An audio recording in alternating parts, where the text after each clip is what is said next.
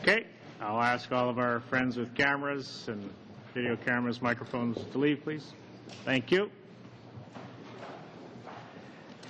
Thank you. Merci. Merci beaucoup.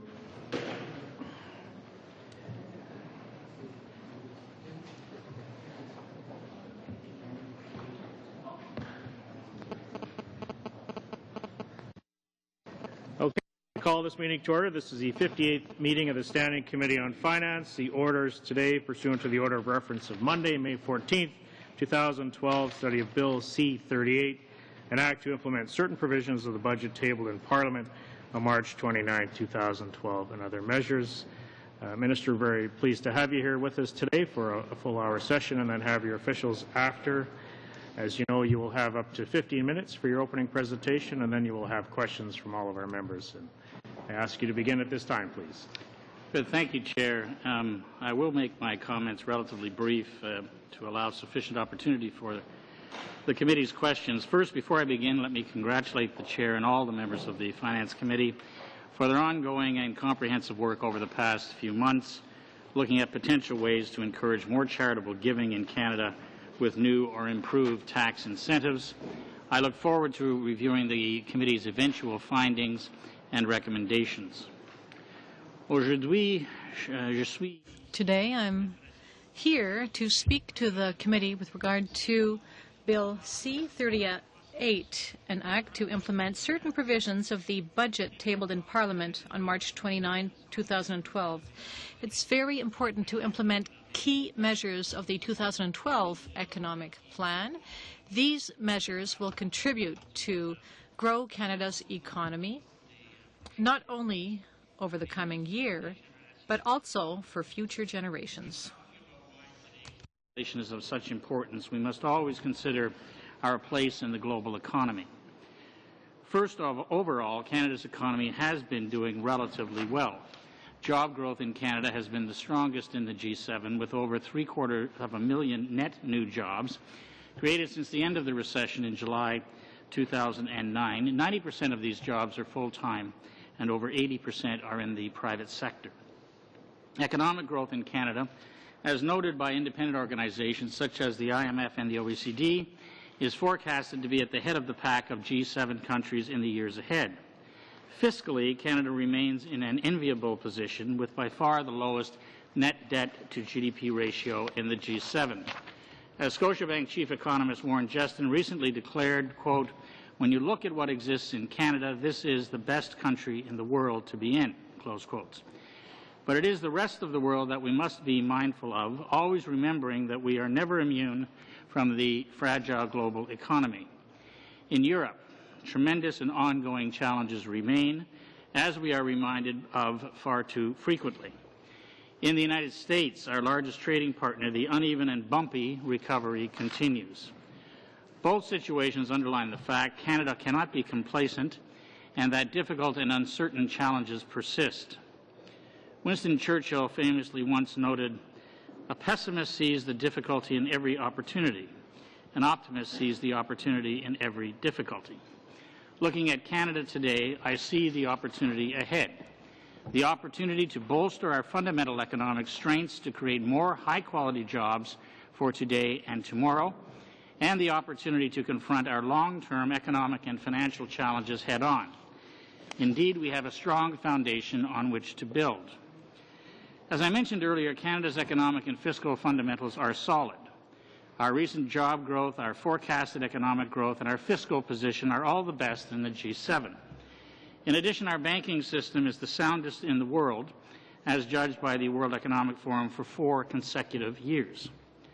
All 3 of the major credit agencies, Moody's, Fitch, and Standard & Poor's, have reaffirmed Canada's top credit rating.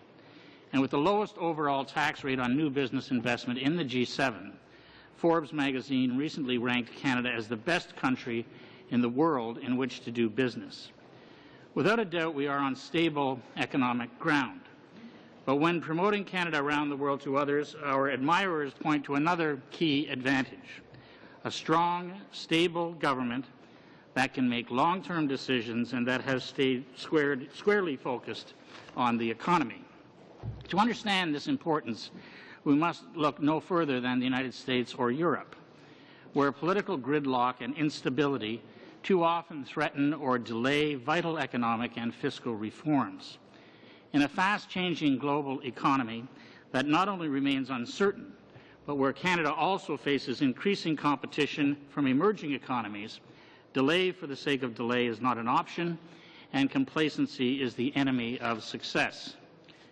Une chose est certaine, notre gouvernement. One thing is sure, our government will continue to focus its efforts on the economy, and in this perspective, the Economic Action Plan of 2012 will move us forward with a clear, prudent, and balanced plan to ensure economic growth and the viability of public finances of Canada now and in the future.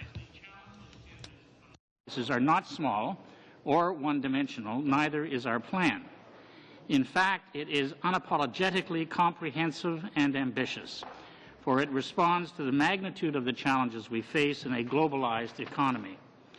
Le plan d'action économique de 2012 est axé sur les moteurs de la croissance et de... So by focusing on growth and job creation, and by maintaining low taxes, as well as creating viable social programs for future generations, the plan of action is going to devote major investment to a new approach to research and innovation in Canada. This approach will create new jobs and quality jobs. The plan of action is based on the responsible development of resources in order to eliminate duplication,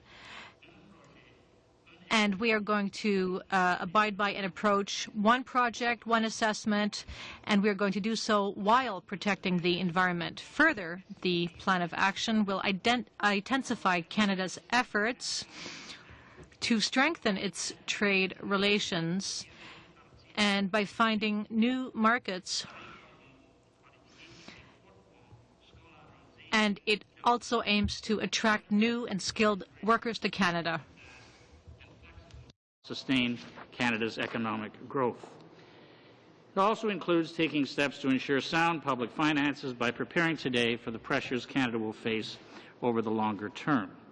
Steps like making necessary reforms to old age security and public sector pensions, steps like implementing a path for provincial and territorial transfers that keeps them growing in a predictable and fair way, and managing public finances in a sustainable and responsible manner, balancing the budget in the medium term and respecting taxpayers' dollars by eliminating waste and enhancing efficiency whenever possible.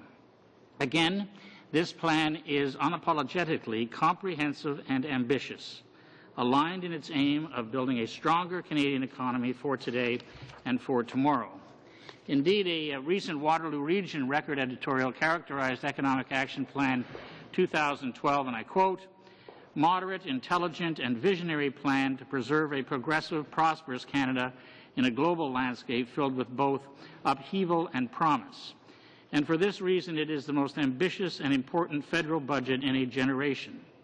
Underlying it all is an astute recognition of how this nation and the world around it are changing, and this budget tackles these challenges head-on." Unquote. Comme il a été mentionné précédemment, as was mentioned previously, Bill C-38, an act to implement jobs growth and durable prosperity, is a key factor of our plan because it implements many of the main measures we had advocated, including growth through responsible resource development while protecting the environment. It will also create a flexible and quick immigration system which will meet the needs of Canada's labour market. In the guaranteed income supplement from 65 to 67, starting in April 2023, to ensure it remains sustainable for future generations, and much more.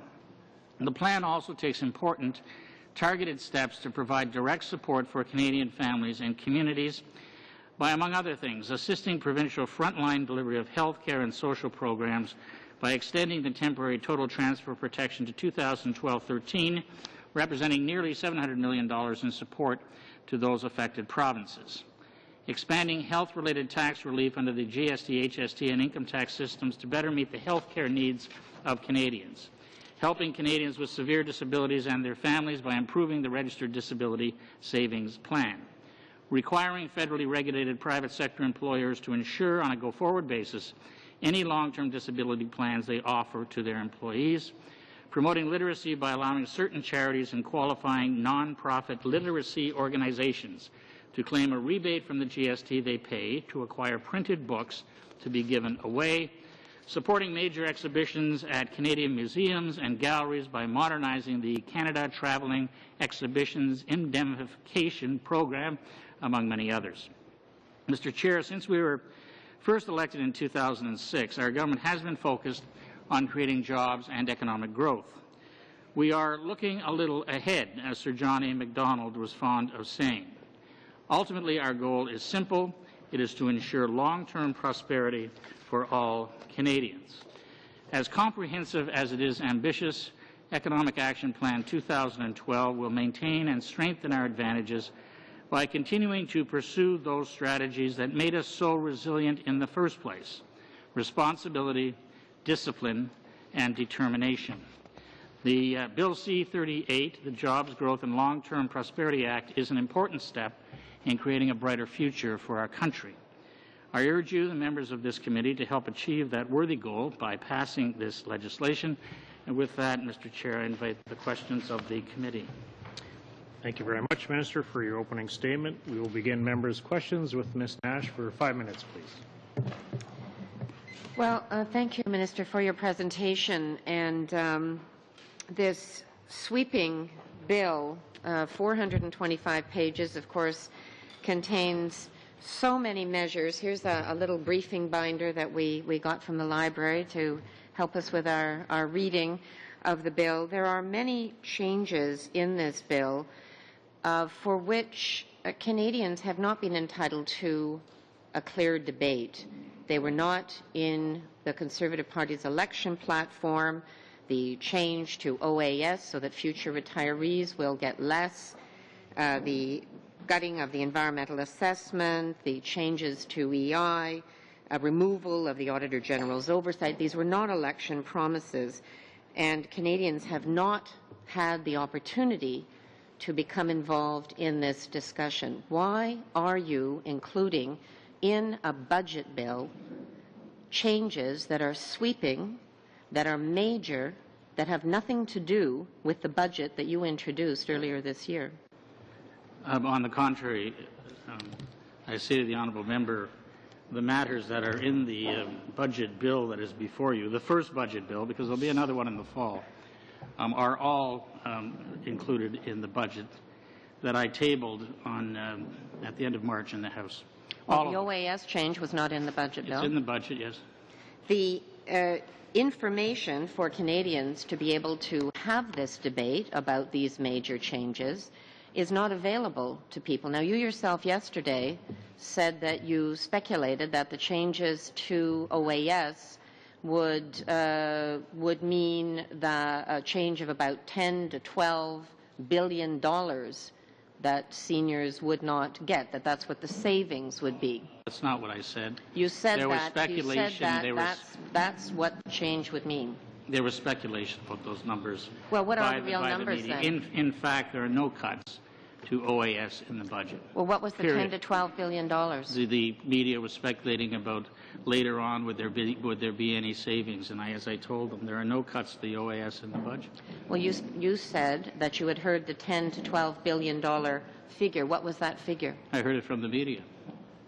That's the figure they were using. So what will be the impact of the raising of the age of OAS from 65 to 67 for future that will be retirees? dealt with. OAS, first of all, is not a pension plan. And I hear some members referring to it as a pension plan. That's just wrong. Our pension plan is the Canada Pension Plan, which is No, I'm a asking you about the contributory- impact of the which is change a- to OAS. Excuse me, I just have Let's 5 just let him minutes. finish. No, but I only have a few minutes, which is why I'm trying to get to the information. What will the impact be of the changes to OAS? Because you're saying that we need this change to put the program back to a path of sustainability. What will be the impact of this change? We will end up with a sustainable plan so that people who will need this social program, which is not a pension, who will need this social program when they are older, can rest assured that we will have a sustainable OAS program when they need it. So how can we have a debate on this change, which is major, when you are refusing to give us the figures as to what this change will mean? I've told you, we're talking about the budget and the budget bill.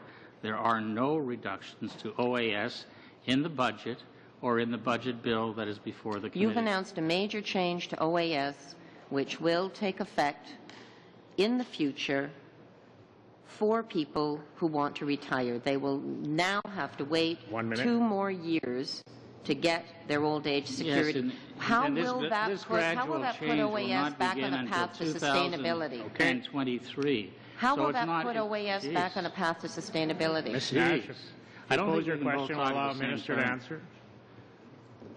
So you're not going to give us any I figures? can't You're talk not going to on- confirm the figure that you raised yesterday? Okay. Can we get an answer from the minister, please? You have 30 seconds, Minister. Yeah, as I said, there are no reductions to OAS in the budget. Okay. Short question, Ms. Nash. So can you tell me what concrete measures there are in this budget to reduce inequality, which is a concern for the majority of Canadians? Yes, if I could help you understand the budget, and I'm sure you want to understand this bill. Part 1 is in 4 parts. Part 1 are income tax amendments. Part 2 Concrete are measures? sales and excise tax Are there any measures. concrete measures Part to 3 reduce is inequality in this resource budget? development. Nothing. And Nothing. Part 4 Nothing to Order. reduce inequality. Order, Ms. Nash. I'm going to allow the minister a brief time to answer. We are over time, but Minister, if we could just allow you to answer the question. I'll do it again. Part 1 are the income tax amendments. Part 2 are sales and excise tax measures. Part 3 are responsible resource development measures, and Part 4 are the various other individual measures dealing with the Currency Act, the cross-border law enforcement, the financial institutions, CMHC, and so on. Nothing unusual about this at all, particularly for members of a finance committee. Okay, thank you. Thank you, Ms. Nash. We'll go to Ms. McLeod, please. Thank you, Mr. Chair, and I'd like to thank the Finance Minister. And I also want to make a quick mention, of course, as you're probably aware, we were in New York and Washington last week, and we had many, many, many meetings, and almost without exception, we heard from our friends and neighbors in the United States how envious they were, and again, each meeting started to sort of complimenting Canada on our banking system, on our economy. So I think that, to me, as we learned about the challenges both in the U.S. or heard from the IMF, it just reconfirmed in certainly my mind how fortunate we are to be heading down the track that we're heading. But I think I would really like to target in on 2 specific areas. And the first is to target in on healthcare transfers, because I think healthcare is near and dear to all our hearts. And I heard the announcement that you made in terms of how we're increasing it transfers for healthcare, and the NDP, of course, falsely are standing up in the House on a regular basis saying we're cutting transfers. And I think I also would like to make a note of a quote from Scott Bryson, the current Liberal finance critic, and he said that shifting the burdens to provinces, which the Liberals did in the 90s, is the easy but cowardly way to accelerate deficit reduction. The Chrétien-Martin cuts sent the healthcare and education system into a crisis in every Canadian province. So again, I repeat and underline the word cut because it points to an important contrast. Unlike the Liberals in the 1990s, we're not cutting transfer payments. Rather, we're ensuring that they can continue to grow at a sustainable level. Indeed, healthcare transfers will continue to grow from $27 billion in 2011-12 to a minimum of $38 billion in 2018-19. So I'd like you to focus in on how this new healthcare transfer arrangement proposed in Bill C-38 will provide certainty and stability to the provinces. Right. Thank you for the question. One of the key elements of fiscal sustainability in the long term is dealing with the rate of growth of transfers to the provinces and territories. About 25% of the federal revenues are transferred. That is, Canadians' tax dollars that they pay to Ottawa are transferred back to the provinces and the territories in three ways primarily. One, in equalization, secondly, in the Canada Health Transfer, and thirdly, in the Canada Social Transfer. In the long term, these transfers will grow at the rate of nominal GDP, that is the rate of growth of the economy. Specifically with respect to the health transfer, it will continue to grow for 5 more years at 6%. Then starting in 2017-18, it'll grow at a 3-year moving average of nominal GDP growth with a guaranteed base of 3% or more per year. This provides certainty and stability to the provinces in their planning, and it is generous going out to 2024. If one looks at the provincial budgets and territorial budgets so far this year, and most of them are here, there is only one province that is planning to increase its health care spending at greater than 6%. That is the province of Alberta at 7%. The average, in fact, of the provinces is 3.8%, although for the next 5 years the federal government will increase the Canada Health Transfer by 6% to the provinces and territories. For a minute. Great. And my next question is really focused in on the Registered Disability Savings Program, which is really an important achievement. And I understand that about 55,000 Canadians already have an account. I think, many of us have constituents that we and families in our ridings who have had enormous benefit from the changes that we've made. And while it's a great program, we want to ensure that we do whatever we can to make it better, which is why we recently undertook the 3-year review, and we made some important changes in Economic Action Plan 2012. And so if you could focus in specifically related to the expanding the definition of who the plan holder may be for the RDSP, and why did we take this temporary step? Okay, right. Just a brief response, Minister. A brief response, yes. The measure that's in the budget bill that's before you deals with a situation where someone has an intellectual disability but reaches the age of majority and then goes into a financial institution, and the person in the financial institution who's going to draw up the contract for the RDSP is unsure of whether that person has capacity to enter into the contract. Rather than go through the huge procedure, which it is in most of Canada, to have an administrator appointed or a trustee, which is often demeaning to the individual in question who is capable of handling his or her own affairs for the most part, there's a very good mechanism in the province of British Columbia, and I've encouraged all of the other provinces to emulate that. Some are and some have not. And this is a concern because there are many people, including in Ontario, who have been in effect prohibited from opening an RDSP because of the absence of a mechanism. So we're creating a mechanism in the Income Tax Act in this budget, a temporary one out to 2016, where other family members will be able to be the holder of the RDSP. Okay, thank you. Thank you, Ms. MacLeod. Mr. Bryson, please. Thank you, Mr. Chair. Minister, the OECD and the Parliamentary Budget Office and others tell us that currently the OAS is sustainable. You're saying it's not sustainable in its current form, but the changes that you're proposing will make it sustainable. As such, these changes you're making must have a figure attached to them in terms of what they will actually save the Treasury, because you're saying that amount is going to make OAS sustainable. So what would that figure be? What is the figure that your changes will make to save the Treasury, to make OAS sustainable according to your calculations? Well, what we're doing, as you know, out in 2023 and gradually after that, is raising the eligibility age from age 65 to age 67. This is a recognition of the fact Minister, that we have an aging population that is relatively healthy. Minister, most of the Western economies are doing the same thing. Minister, what's the figure? The figure will be then the number of people who claim OAS. As you know, that figure changes from time to time. This is a social program. It is not a pension plan. So you can't tell us the figure of how much the government will save, but you'll tell us that the change will make OAS sustainable.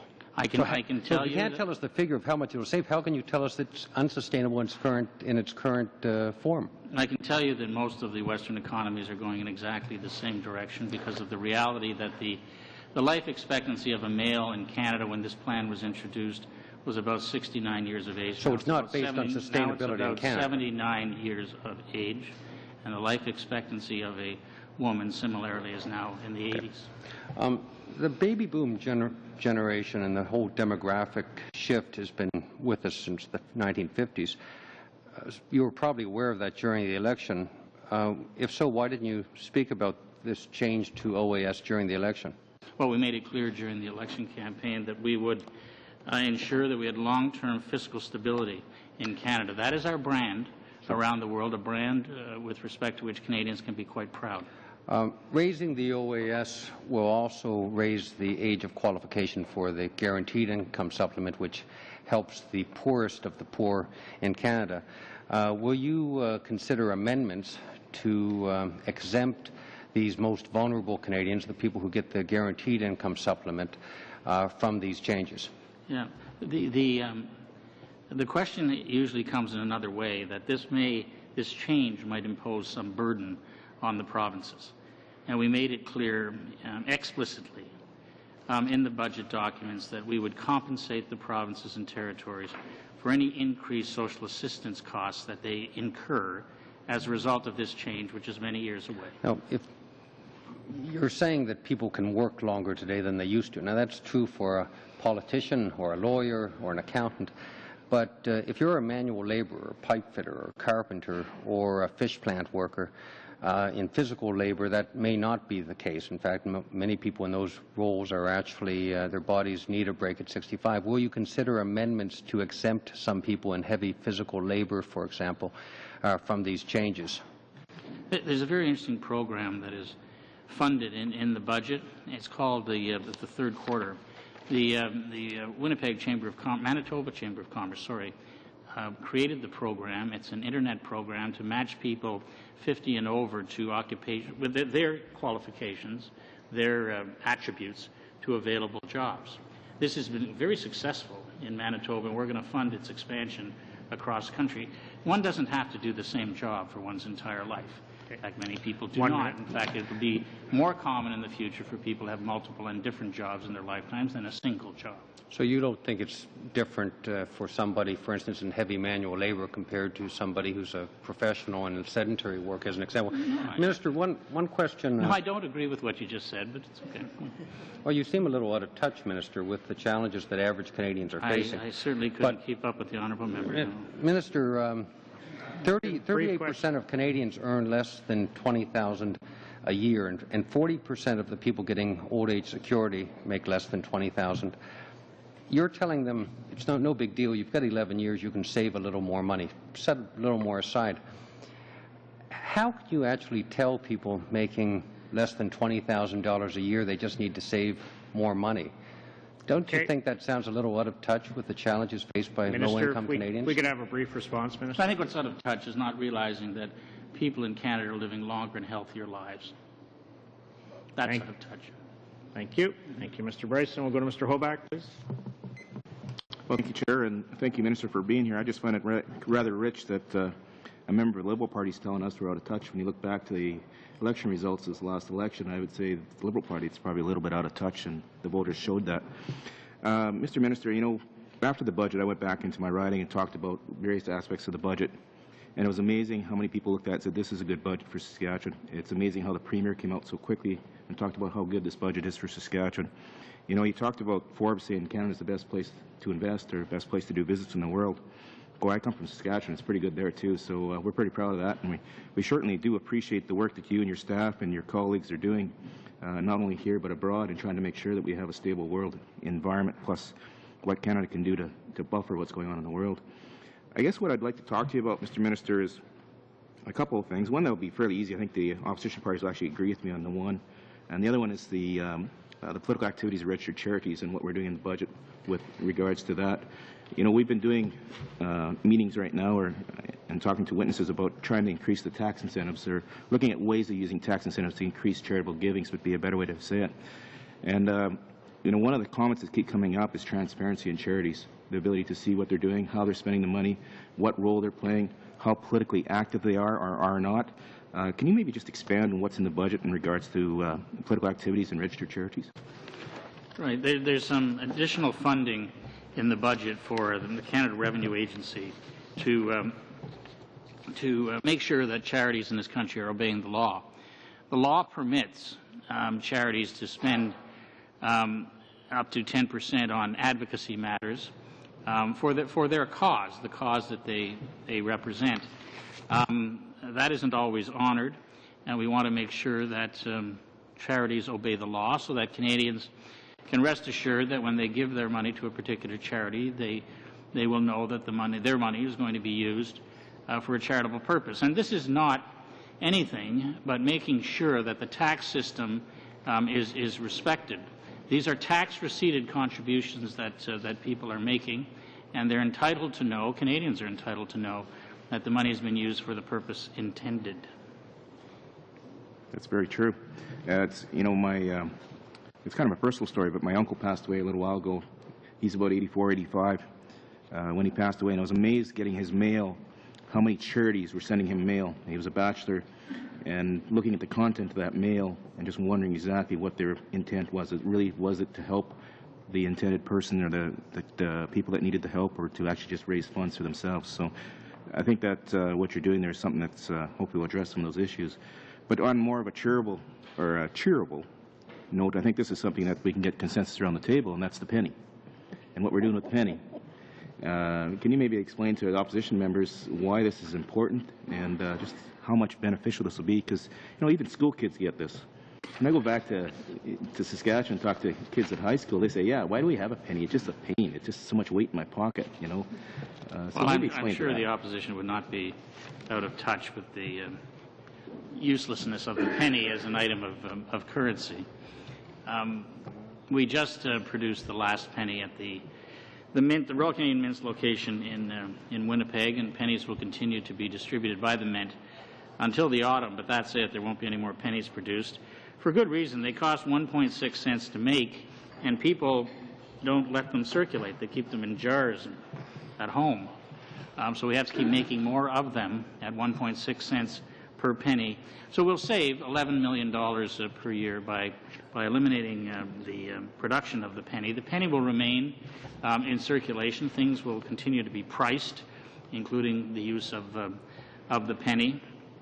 In cash transactions, there'll be a rounding up and rounding down. So if something costs, for example, $1, it will be rounded down to $1, $2, down to $1, $3, up to $5, $4, up to $5. And that has worked quite well in other jurisdictions that have taken the same step, including New Zealand and Australia. 30 seconds. Of course, one of the things we're also dealing with, Mr. Minister, is the labour shortage in Saskatchewan. I don't expect you to answer that, but you know, I guess it just comes back to say that, you know, coming from Saskatchewan, looking in Canada here, and seeing what's going on in the global economy, seeing what's going on in other parts of the world, boy, it's just a great place to live. I think we'd all say that, wouldn't you? Okay. Minister. Thank you for that very helpful question. I thought I'd lob one there, you know. Even though we don't have a Canadian team in the NHL playoffs anymore, you know, it's still a great country, a great place to live. Okay, thank you, Mr. Hoback. Monsieur Caron, s'il vous plaît, pour 5 minutes. Merci beaucoup. Merci, Monsieur le Ministre, d'être ici parmi nous. Thank you, Mr. Chairman, and thank you, Mr. Minister, for being here. As far as employment insurance is concerned, and the changing and the definition of suitable work. So, a person who has lost their job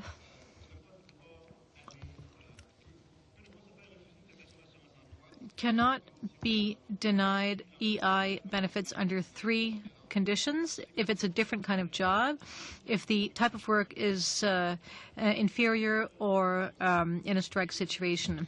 However, 2 options would be eliminated under the legislation. That is, the only one that remains is that if a person remains to be a scab. So what's your definition of suitable employment?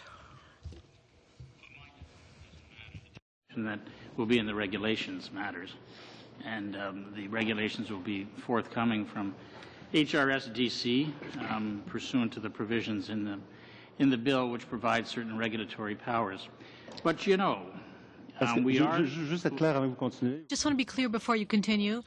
You are asking us to vote on a bill on a definition, on a credible aspect of what entitles a person to EI benefits, but we don't know how you define suitable employment.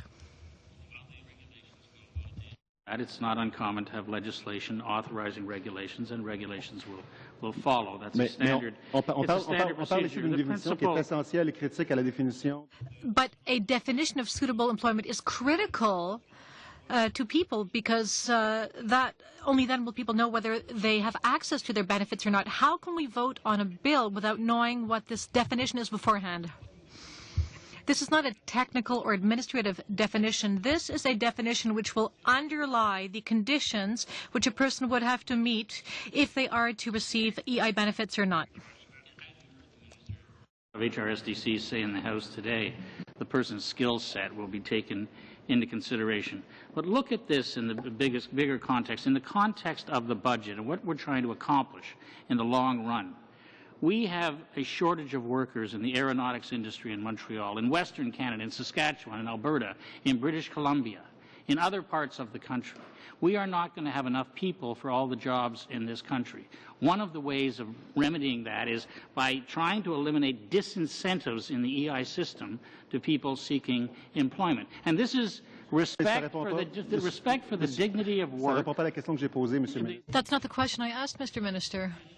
Mr. Minister, I understand what you're saying, but let me come back with what the Human Resources Minister said less than 2 hours ago in the House. She said, amongst other things, and I quote, that a suitable employment will be in the same field as the job that was lost. But what you are eliminating now from the definition is the opposite of what she has said. So you are eliminating the possibility for a person to turn on a job because the job is not in the same profession. So what the minister has said in the House a short while ago and what is contained in the bill are two very different things. The reference to the skill set of the person. Did you hear something else? J'ai entendu parler, la ministre a parlé d'un emploi convenable sera... Minister said that a suitable job or employment would be in the same field. But if the bill is passed, a person might not receive benefits if that person refuses a job which is not in their profession. In the House. J'aimerais revenir rapidement puisqu'il me reste à peu près une minute. I have about a minute left. Thank you. So I'd like to come back to the issue of old age security. What is proposed now is to increase the eligibility age from 65 to 67 as of 2023. Can you confirm here that as of 2023, a person will age 65 in 2023 will receive $12,000 less in old age benefits compared to the person who turned 65 the year before, and that the amounts which will be saved amount to about $12,000. Gradually, from 2023 to 2029, the age of eligibility will move from 65 to 67. That does not affect the entitlement to benefits. There are no reductions in the OAS benefits in the budget or in the bill before you.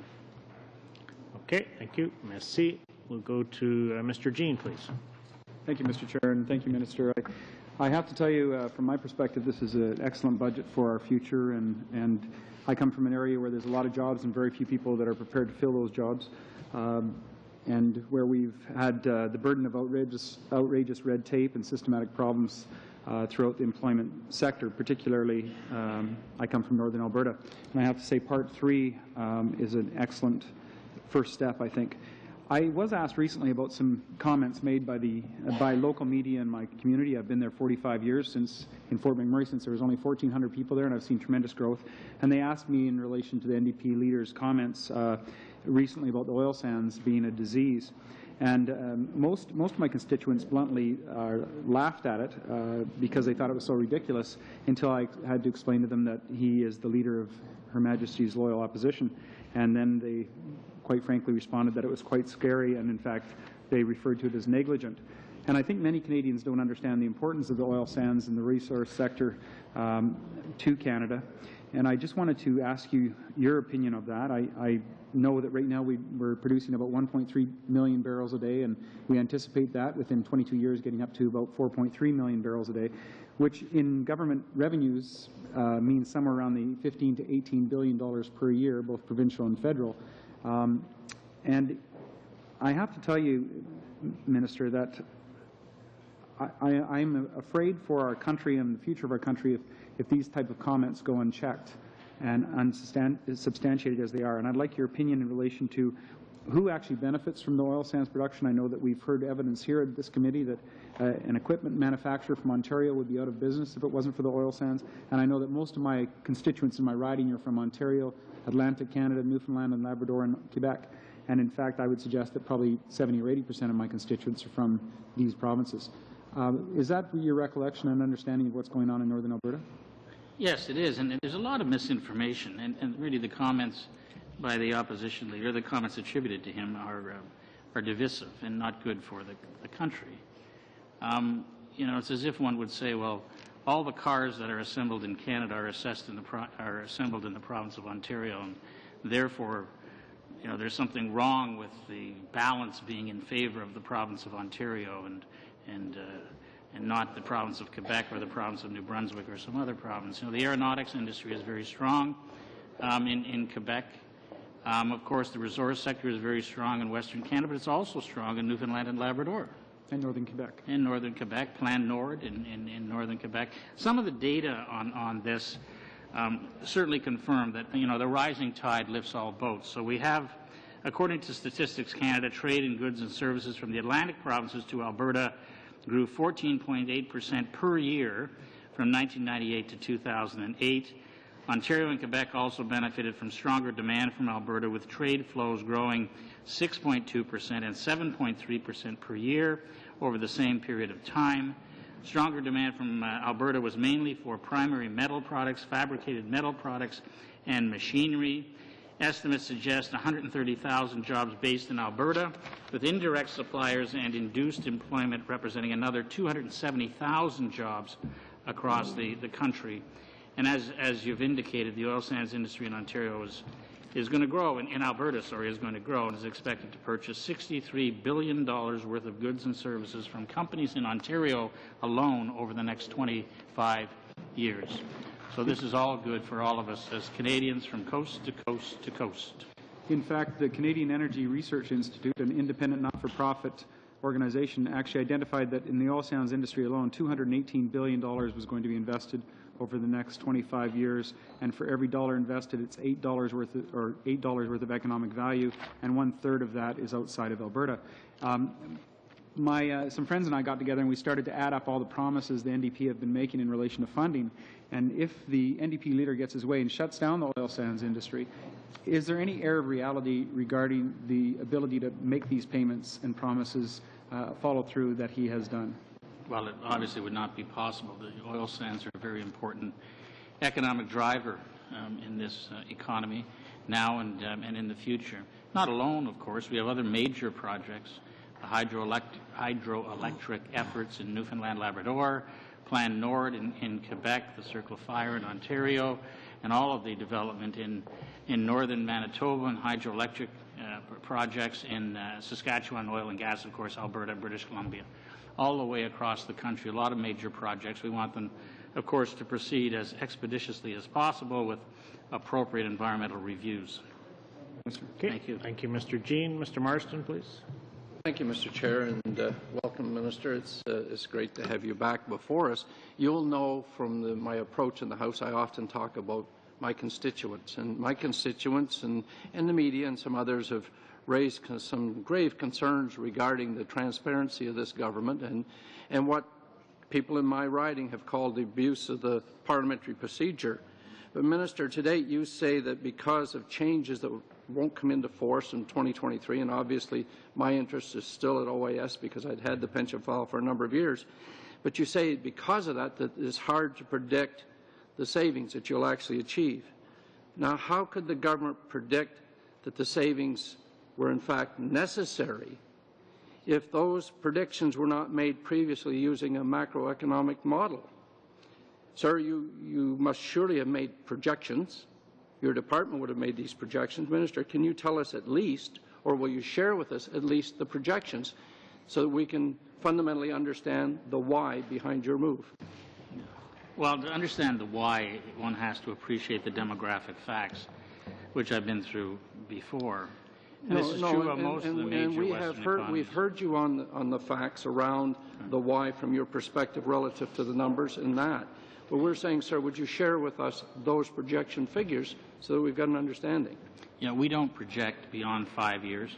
Okay. Our fiscal framework plans for over a 5-year period. If that's the case, then I'll move on to one of your favorite people, the Parliamentary Budget Officer.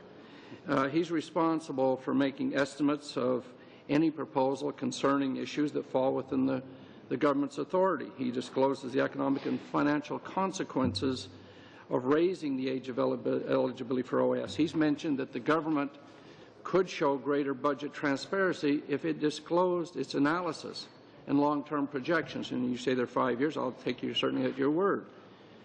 But we need to know the consequences.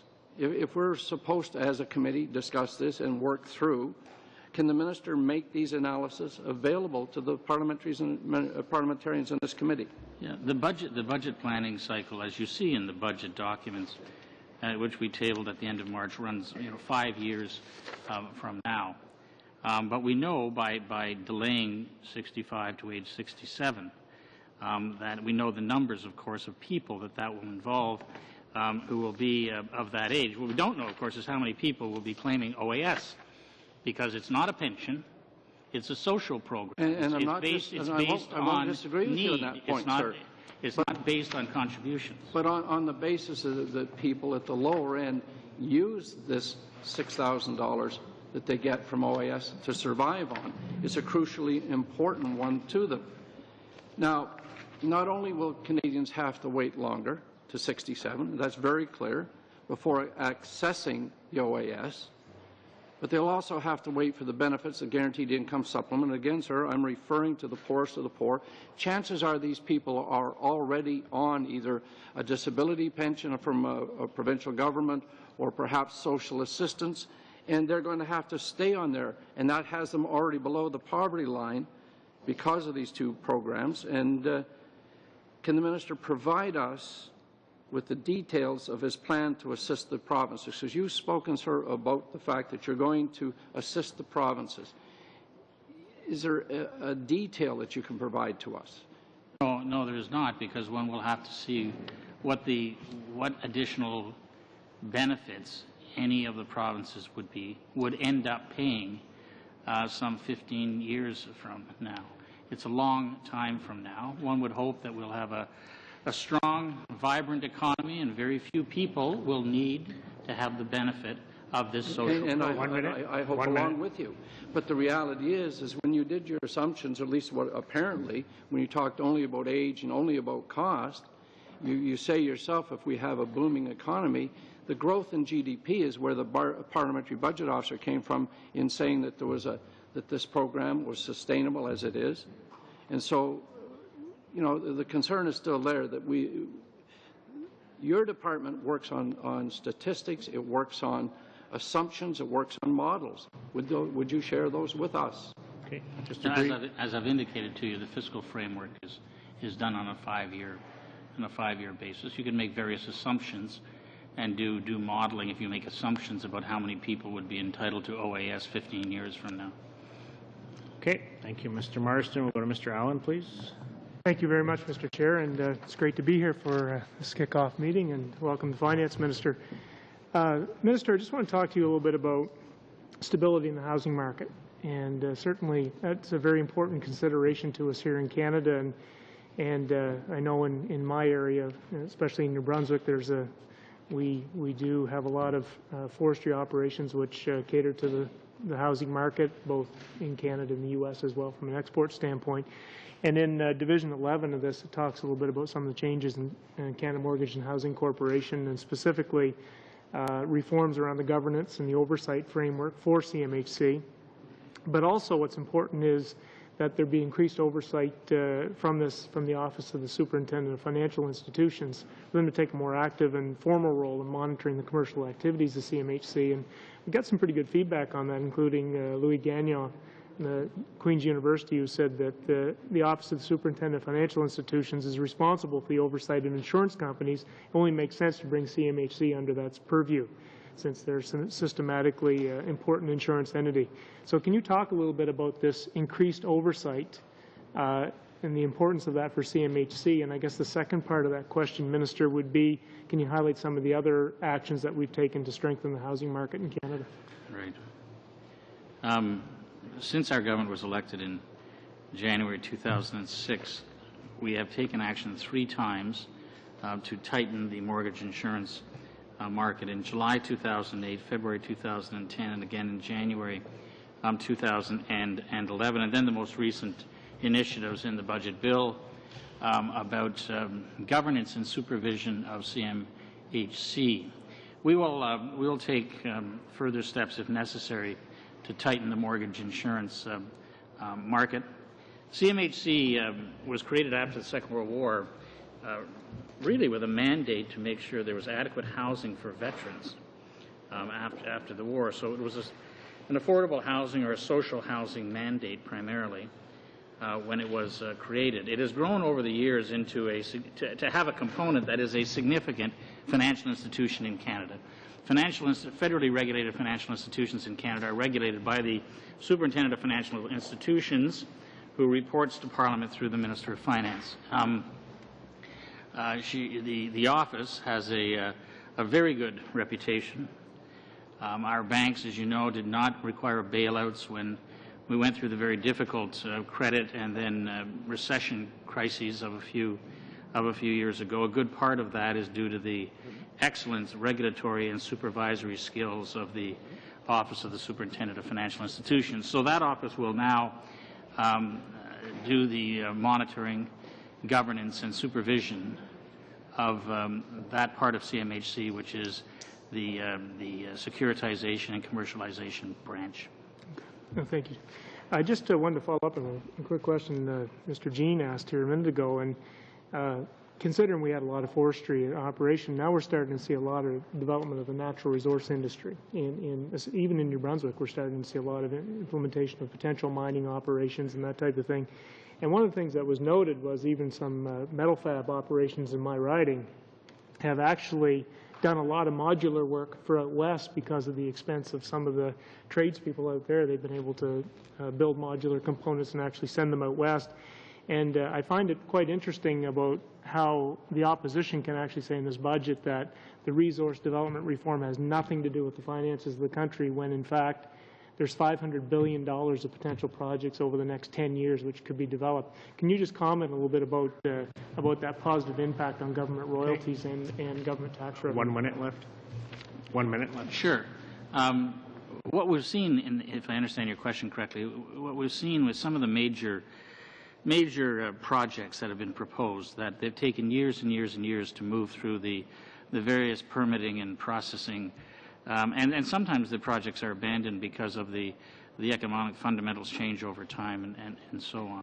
This is to provide some certainty to proponents of projects all across the country, always doing adequate, of course, environmental assessments, but making sure that there's one review for each project, that there's not duplication, and that there are time limits for the projects to help provide certainty to the proponents.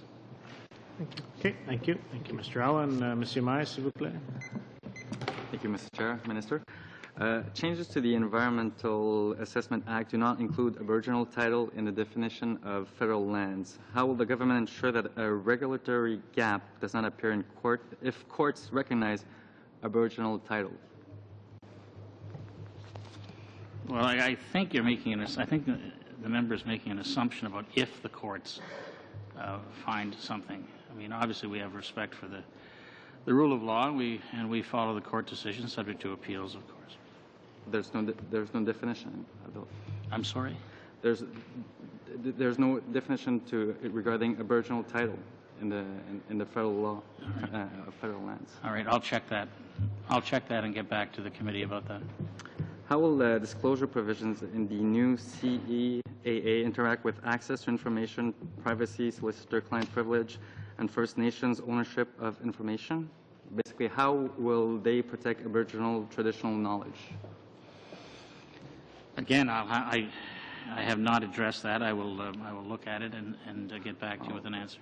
1/3 of the Budget Implementation Act, your bill, is regarding environmental assessment. So, I mean, we're looking at it here. So, anyways, I might try another one. Maybe you have an answer for this one. It appears in the new legislation that reports undertaken for proponents will stop the clock on the timelines that will be set out to undertake environmental reviews. But it is less than clear whether First Nations will ever interact with decision makers under the Act. This is because many decisions are made under the Budget Implementation Act are made by Cabinet. So do reports under Section 23(2), which are eligible for stopping the clock under Section 27(6), include studies undertaken for the purpose of consultation? I'm looking to my technical advice on this, and I don't think it's forthcoming, so it'll come in the future. We'll get it for you. So any questions regarding environment, you won't be able to answer the questions? No, I can answer the questions about the major projects and the resource reviews. I can answer those. You asked me some specific questions about Aboriginal issues that I will get. Questions. You point to my colleague, the parts that you have in your bill. You have Part 1, Part 2, Part 3. Part 3 measures related to the responsible resource development. Point of order, Ms. Glover. Point of order. I was just wanting to point out that there is a subcommittee that will be dealing with this, and there are a number of officials in the room, about 70 officials, in fact, and so I was hopeful that perhaps if Mr. Mai would like to continue, he'd have an opportunity to do so with them. Mr. Chair, we are... Order, one at a time. One at a time. On the same point of order, I have Ms. Nash and then Mr. Mai. Well, with respect to my colleague, we have the Minister of Finance here. This is supposedly a budget implementation bill. All members of this committee are going to be asked to review this bill on a clause-by-clause basis. So we are expected to understand everything in here. So I think it's absolutely fair to ask the Minister a question based on anything that comes under Bill C-38. Okay. Mr. Mai, did you want to follow up on that point of order? Or? Well, on that point, Mr. Chair. That's fine. Okay. Yeah, I have Mr. Mai and I have Mr. Bryson. Yeah, Mr. Chair, if the finance minister cannot answer questions to the bill that he submitted, and we've asked to split the bill, I think it makes sense, and that's the reason why we asked to split the bill. I mean, if the minister cannot answer questions, maybe he should. I know how I'm going to rule, but I mean, I can have further input if I want. Or Mr. Bryson, you want to comment further? Just on this, Ms. Glover's point of order, I found it curious that the Budget Implementation Act debate in the House was led by the Minister of Natural Resources and the Minister of Environment. And while Ms. Glover is right in saying that there's a subcommittee of finance, there's no sub-minister of finance. There's one Minister of Finance, and this is his legislation ultimately. And I share with Mr. Mai the concern that the Minister of Finance cannot answer questions on his own legislation. You know, if you have technical questions, that's why the officials are here. Where are they? Or what? Order. I'll go to Mr. Jean and then I'll make my point. Just very quickly, Mr. Chair, I just noticed, I mean, we have a document from the Library of Parliament, a nonpartisan group that has 44 pages of explanations from Mr. Mai, in particular on page 10 through 17, measures related to responsible resource development, which he could read instead of playing politics asking for questions in specific that no one would have any ability to answer on the fly. Just for members' information, technically we don't have a subcommittee as of yet. That may be something we discuss later. With regards to Mr. Mai's questions, Mr. Mai can ask the questions he wants regarding the bill, but the minister is entirely within his jurisdiction to ask officials to respond to those questions. And I'll just remind committee members we have a number of hours with officials in which we can ask very detailed questions as well. I'll also point out, Mr. Mai, you have about 1 minute left. 1 minute. I'll try to go to a broader question. Maybe the minister can answer it. The Canadian Environmental Assessment Agency, Act 2012 contains several provisions regarding public participation and the use of an internet site. How will the government fulfill its constitutional obligation to provide notice to First Nations potentially affected by developments? Yes, that's a good technical question for the officials to answer. Okay. Thank you, Mr. Mai. I want to thank you, Minister, for being with us here today. I understand you have a Senate committee to present to. Colleagues, I will suspend, and then we will bring the finance officials to the table. Thank you.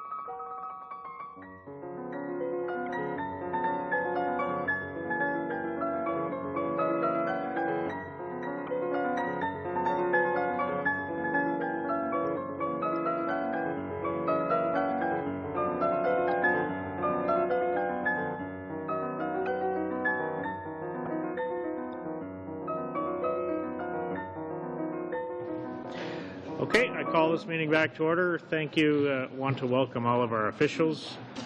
I understand all of the officials with us today. Actually, we have officials from the Canada Revenue Agency and the Department of Finance. We want to welcome you to our committee. It's our understanding we may be spending a lot of time together over the next number of days. My understanding is, Mr. Cook, you may have a few opening remarks to make to the committee. Is that correct? It depends how the chair would like to proceed. I could either provide a brief overview of all the measures in the in part one. That would probably take I think a brief overview would be helpful. My suggestion as chair is we proceed part by part. So we start with part one. So if you could give us an overview of part one, and then if any members have questions, we'll go to members' questions. So Mr. Cook, if you can give an overview of part one. Thank you. Part one contains the income tax measures in Bill C-38, and what I would propose to do is simply follow essentially the summary at the start of Bill C-38, which provides a list of all the measures. The first measure that is listed is to expand the list of medical expenses eligible for the medical expense tax credit to include blood coagulation monitors and associated peripherals. This measure parallels a GST HST, which is in part two of this bill. The second measure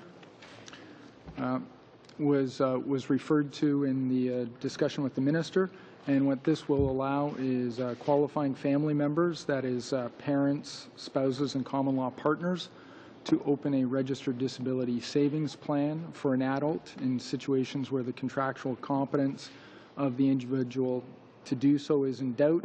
In situations where it is determined that the individual does have contractual competency, they will be able to then replace the qualifying family member as holder of the RDSP if they choose to do so. And this measure will apply to RDSPs opened before 2017. However, those RDSPs will continue on as long as is necessary. The next measure relates to the mineral exploration tax credit, and what it does is extend the tax credit available to flow-through share investors by 1 year, as has been done in the last several budgets. And what this measure does is support grassroots mineral exploration. It will apply to flow-through share agreements entered into after March 2012 and before April 2013. The next measure has to do with eligible dividend designations. Under the Income Tax Act, individuals... Point of order, Mr. G. Sure.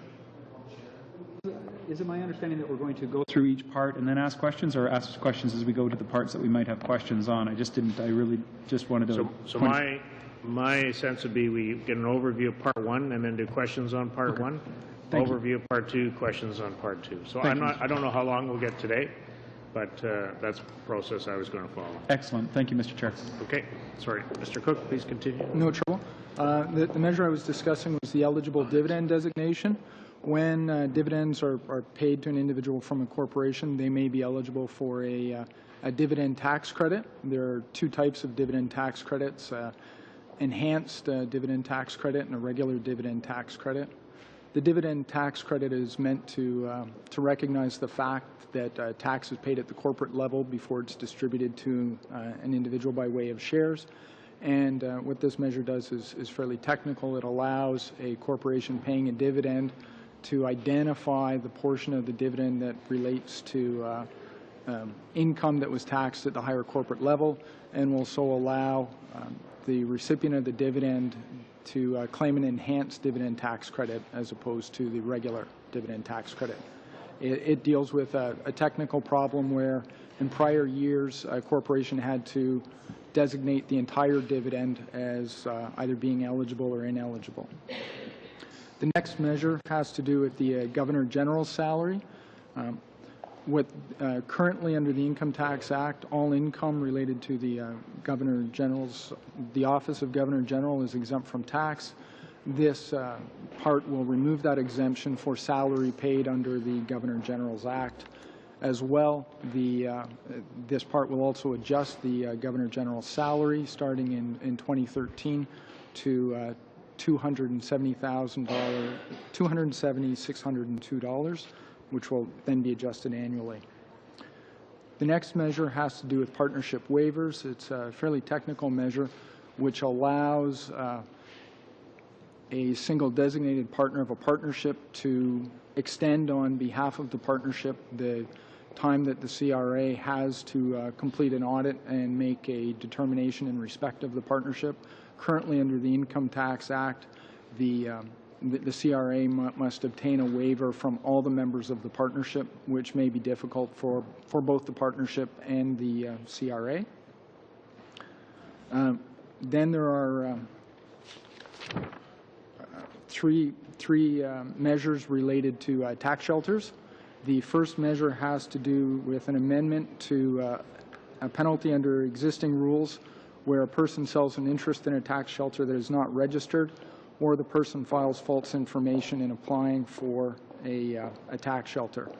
Currently, where the penalty applies, the penalty is the greater of $500 and 25% of the amount that the tax shelter promoter receives as consideration for the tax shelter investment.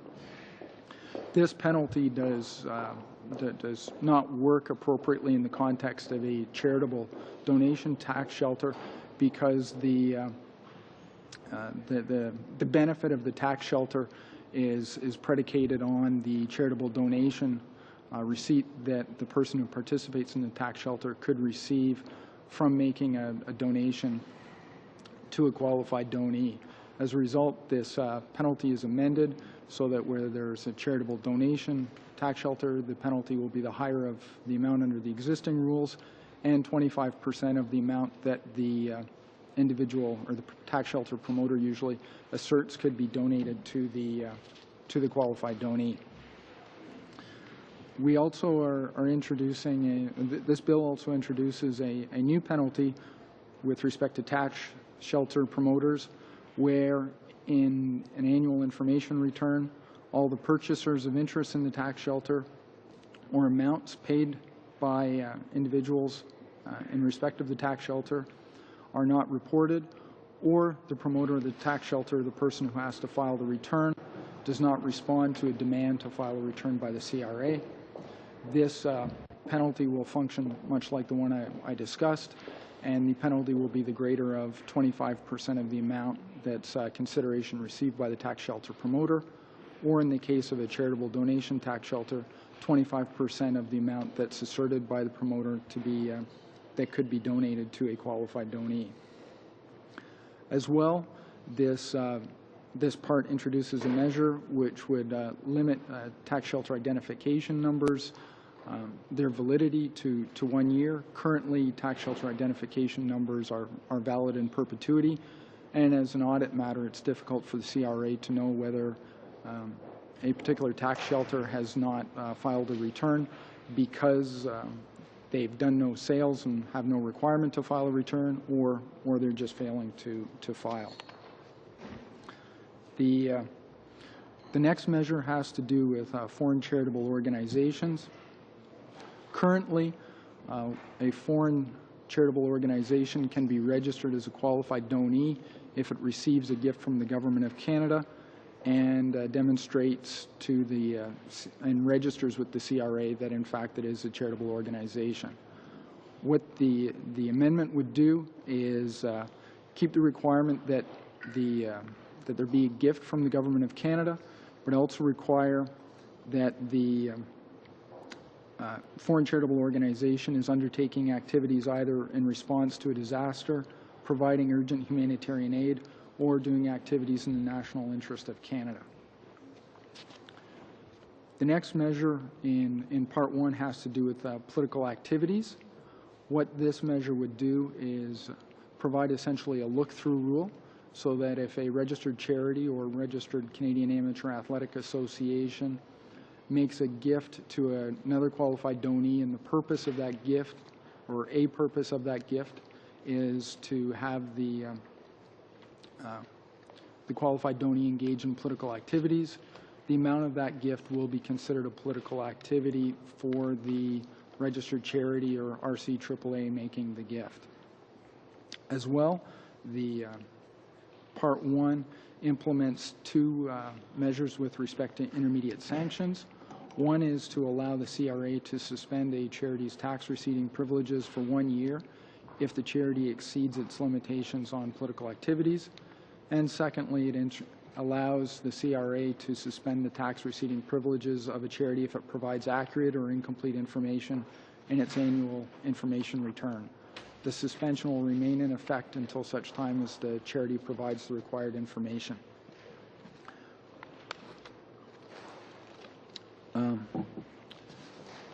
The next measure in Part 1, there's just three more measures I'll just mention quickly. The first one is a consequential amendment that removes certain references to the Canada Wheat Board from the Income Tax Act. There's also a measure which currently under the Income Tax Act, when the Canada Revenue Agency issues a demand to file a return, it must either be served personally or by registered mail. The amendment would allow those demands to be sent by online notice or regular mail.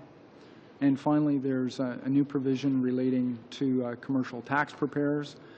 Commercial tax preparer is defined, and it requires that a commercial tax preparer must file any returns that they prepare for consideration electronically, except that in each year they may file up to 10 returns of individuals, personal income tax returns or corporate tax returns by other than electronic filing.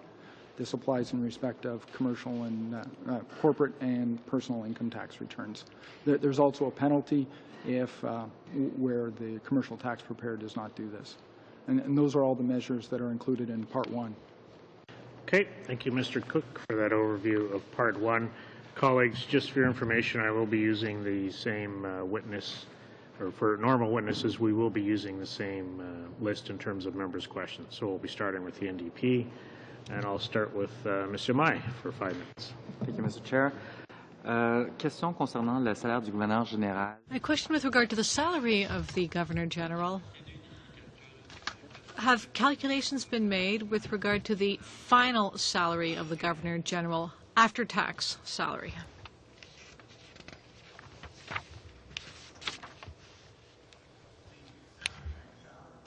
Of the Governor General would certainly be determined by his own personal situation.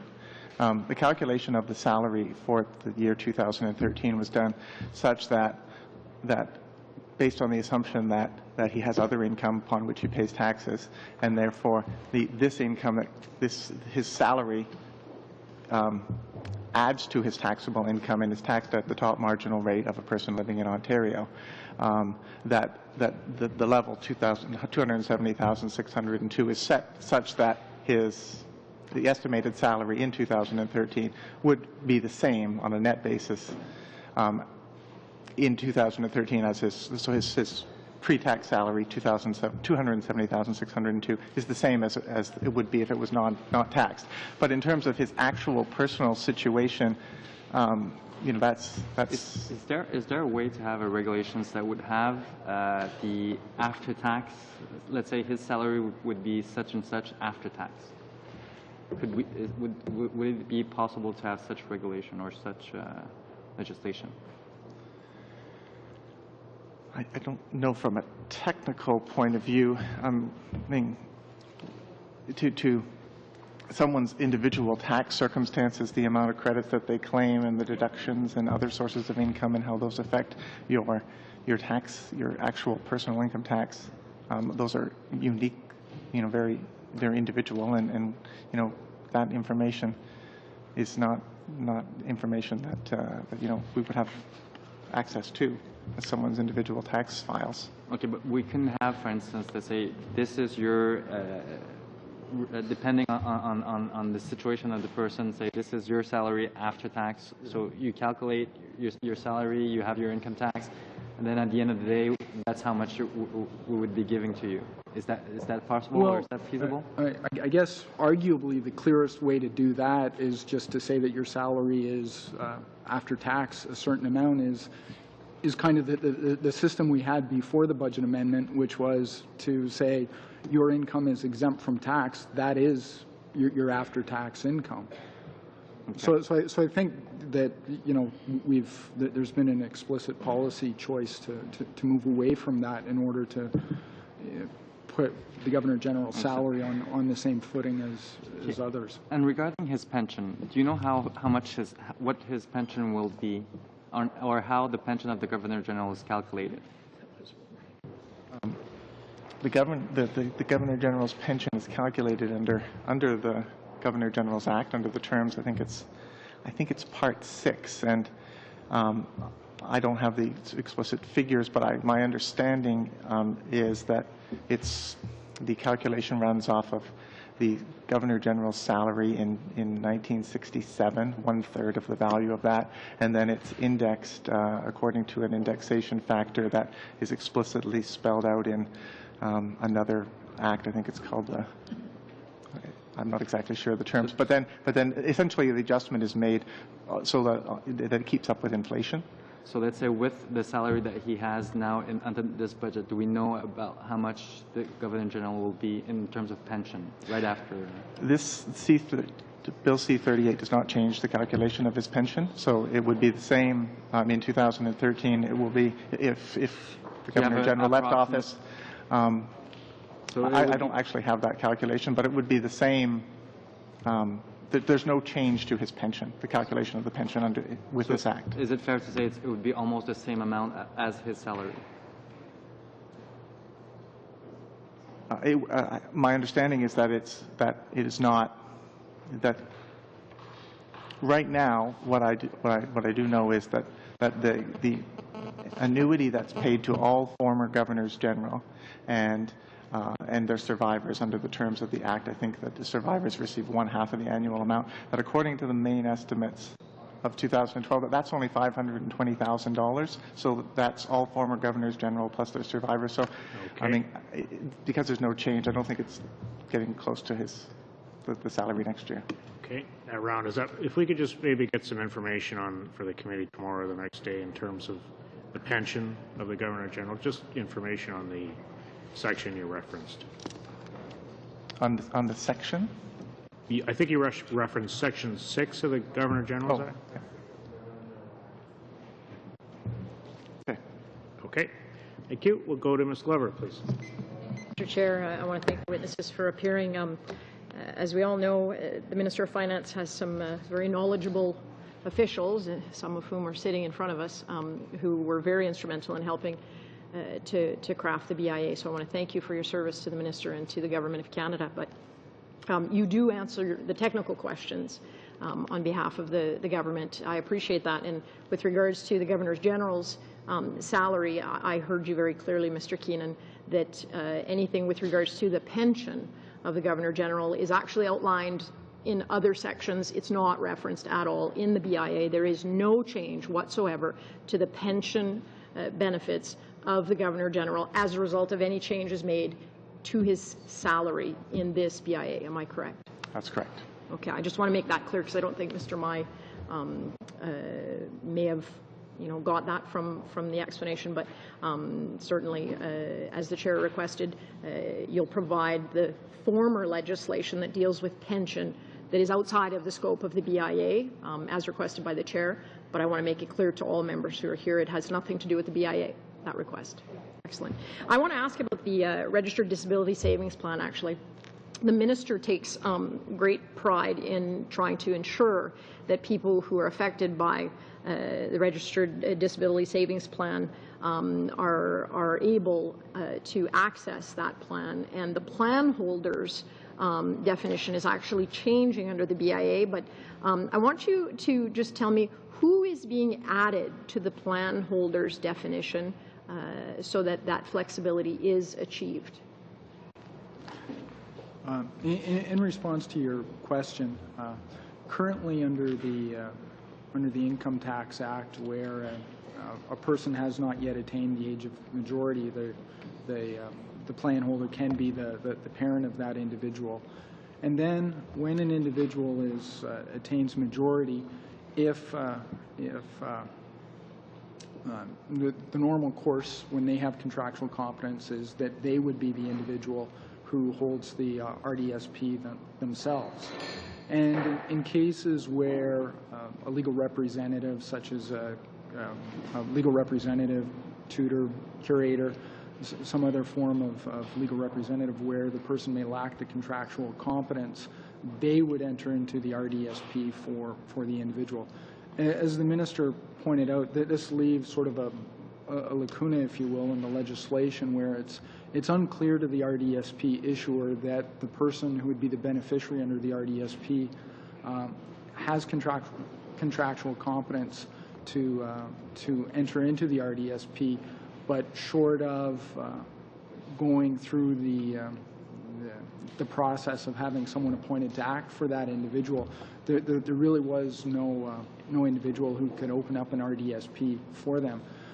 So what this measure does, it allows in sort of that gray area where there is some question as to the competence of the individual to enter into the RDSP, to allow what we're calling a qualifying family member, which is either a legal parent, spouse, or common law partner to enter into an RDSP. So it's only in that sort of gray area, and it's only parents, common law spouses, or common law partners or spouses. Okay, thank you. I'm good. Okay, Mr. Bryson, please. There's been some changes for the medical expense tax credit. Is the medical expense tax credit refundable or non-refundable? It's a non-refundable credit. Non-refundable. So, as a non-refundable credit, it wouldn't benefit the lowest income Canadians, people who don't make enough to pay taxes. The federal taxes.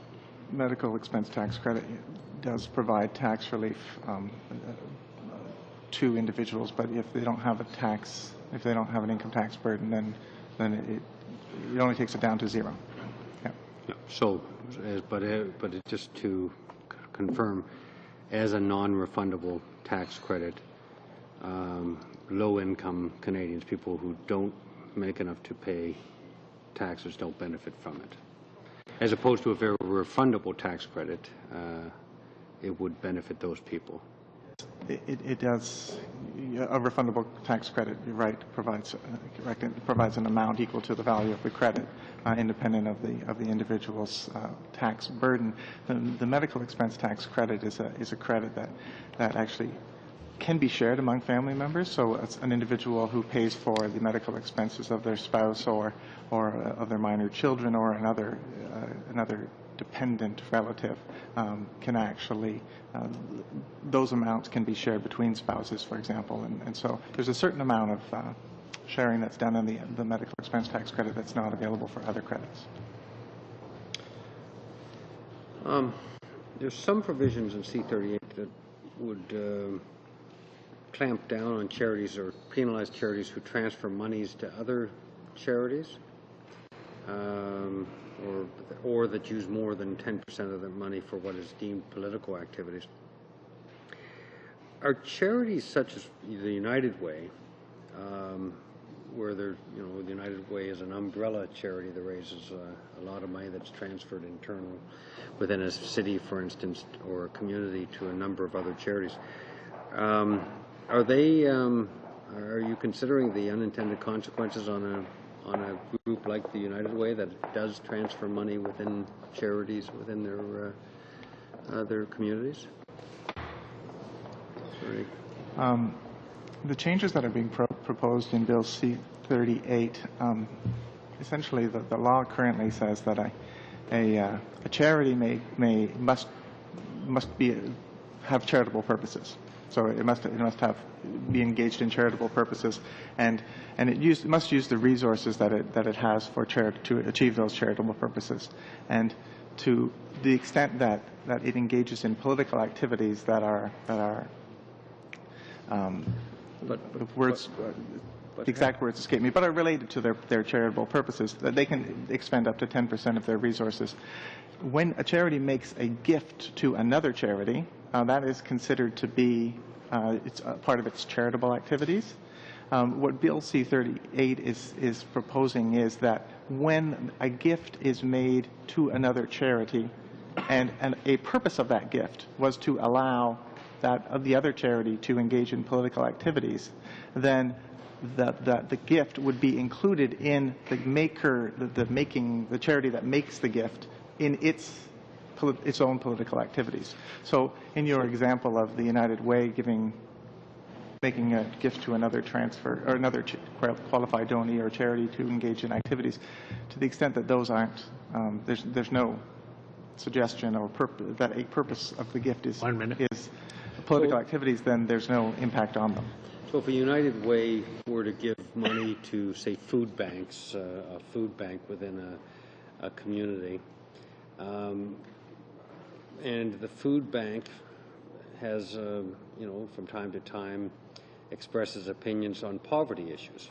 It would strike me that people who work and run food banks perhaps know a fair bit about poverty issues and have opinions to express. Are you going to be monitoring those, or will there be some sort of monitoring of United Ways or other charities, and how granular is this assessment process going to get? Who's going to answer that? Okay.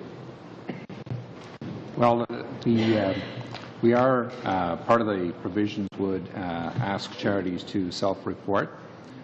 So there is already an existing obligation, and the form that they report on now would be adjusted. In fact, the plans are to sit down with umbrella organizations and charities over the next couple of months and talk just about exactly how we do that. And that would be information that would be available both publicly on our website, and then would it be available to ourselves, the CRA, to monitor and to take, if necessary, action. But as Sean was describing, in a lot of those circumstances, it goes to the intent and purpose of the gift, and it would be surprising to find circumstances where the intent or purpose of the United Way was to ask for political activities. Okay, thank you. I'm going to take the next round here, and I wanted to start off with the mineral exploration tax credit. Part 1C extends for 1 year the temporary mineral exploration tax credit for flow-through share investors. Now, this measure was introduced in the 2000 budget, I believe. It's presented to us each year at the Finance Committee during pre-budget hearings. It was presented in Whitehorse this year. I strongly support this measure. I think it's a very good idea. I mean, the junior sector makes the point that if this measure were not in place, it would severely affect their activities and their industry, which is very important to Canada's economic health.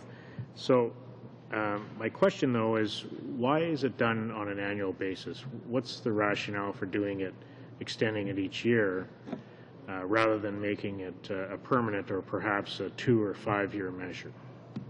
Well, certainly, I think you're correct in that some of the proponents, and there are strong proponents for the mineral exploration tax credit, extending it for further years, and I think it's always been analyzed in the particular context. Now, while the proponents are certainly in favor of the extension and making it permanent or for multiple years, generally, I mean, it is one of several factors that goes into the exploration decision, and to the extent that exploration may be driven by prices of the metals as well as tax incentives. I mean, if prices of metals increase a great deal, then there's an argument that the particular incentive is not strictly necessary.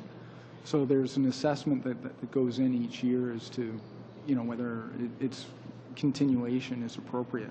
But now this industry, and primarily it would be your junior companies who do their exploration, not the larger ones, but the junior companies who do their exploration, who rely on this. And their argument is that if they had a longer planning period, it would obviously be beneficial for them. Companies don't like to plan annually. They like to plan over, say, 3, 5, 10-year period. I mean, so they make that argument. Can you respond to that argument that industry makes? Well, I think the response is essentially the one I've already indicated, that the mineral exploration, the tax credit and the flow through, there's some question as to how sort of the benefit is divided up between the corporations that actually engage in the exploration and the shareholders who invest in those corporations. And to the extent that it is just one of several factors, it's not clear that it should become a permanent part of the system.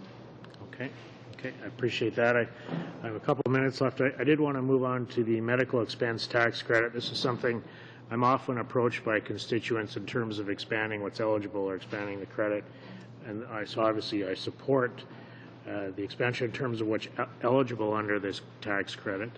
But just for my own information as a parliamentarian, can you enlighten me as to the process that the department goes through in terms of deciding now this year this expense will now be eligible under this credit?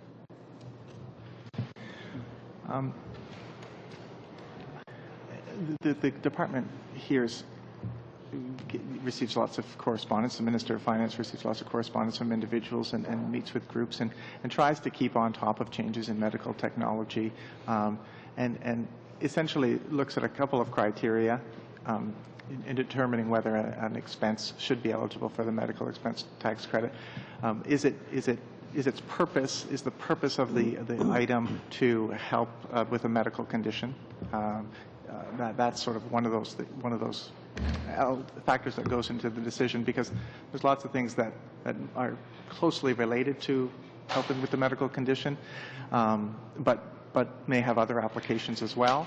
And then the second part of that is, are there other applications that may apply such that the primary benefit of extending the medical expense tax credit to this item would essentially fall outside of individuals who are the most in need of it. And I appreciate that. I just have a few seconds left. Can you indicate to us how many other products are currently being considered, reviewed? I don't have that information with me right now. I mean, we do hear representations from groups all the time. On an ongoing basis. Yeah. Okay, I appreciate that. Thank you. Monsieur Caron, s'il vous plaît. Thank you very much. I would like to come back to the financing for charitable organizations. We haven't talked that much of it, but I think we'll talk more about this in the future. I have a specific question with regard to the before and after the bill. Now, charitable organizations will at the most be able to spend their resources on nonpartisan political activities. Is that correct? That's not going to change, is it? So how is this limit calculated? How are you going to study an organization and determine whether it has spent more or less than 10% of its activities on political activities?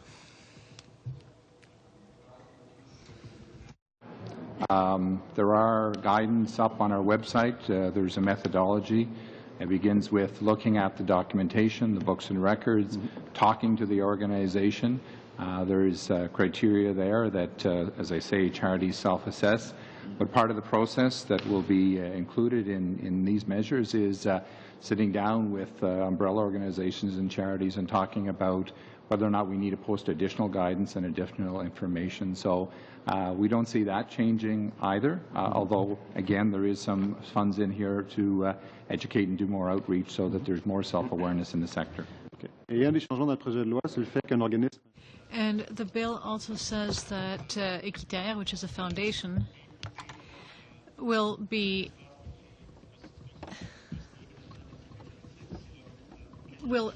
deemed to engage in political activities if it has spent money on that political activity. Is that correct?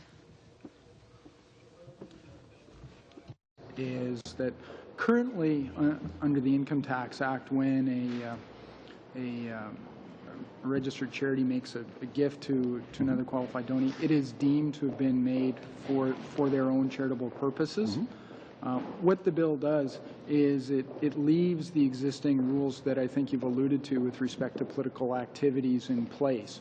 A charity must, expend all the resources exclusively for charitable purposes and engage exclusively in charitable activities. But where a charity devotes substantially all, which we kind of think of as sort of a 90% test of its resources towards its charitable purposes or charitable activities, it can devote the remainder to political activities as long as those political activities are ancillary and incidental to the charity's purposes and that they're nonpartisan in nature. So all this measure does is it leaves that basic framework in place, and it provides essentially a kind of a look-through rule, whereas before, if an amount was given to another qualified donee, it would automatically be considered to have been used for a charitable purpose. We'll make a determination as to whether it can reasonably be considered that a purpose of the gift to the other qualified donee is to have them engage, to allow them to engage in political activities. Well, what concerns me is the fact that a donor organization could, in all good faith, give an amount to a charitable organization, and then afterwards it would be judged as having exceeded the 10% limit, when in fact the intent of the donor organization would not have been that. So based on the bill before us, there would be a shared responsibility with, which would be shared by the donor organization. Is that correct?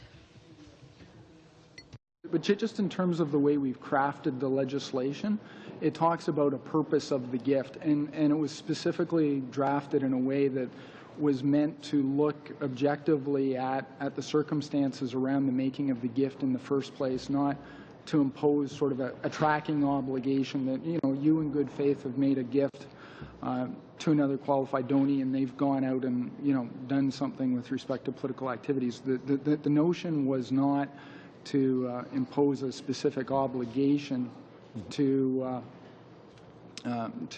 sort of track through. We look at the purpose, and that's a concept that's used in the Income Tax Act, and it talks about the objective, the aim, not what the final result is necessarily, and what's reasonably considered. So you would look at all the objective circumstances.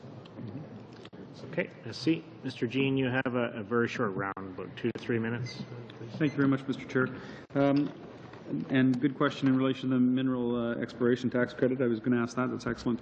I'm curious about the Governor General's salary. Very quickly, since I have a limited amount of time, is this consistent with what other jurisdictions are doing, Australia, New Zealand, in essence, taking a tax-free salary and grossing it up to take that into account and then making the salary, in essence, in my mind, competitive for a job of this nature? Is that fair to say?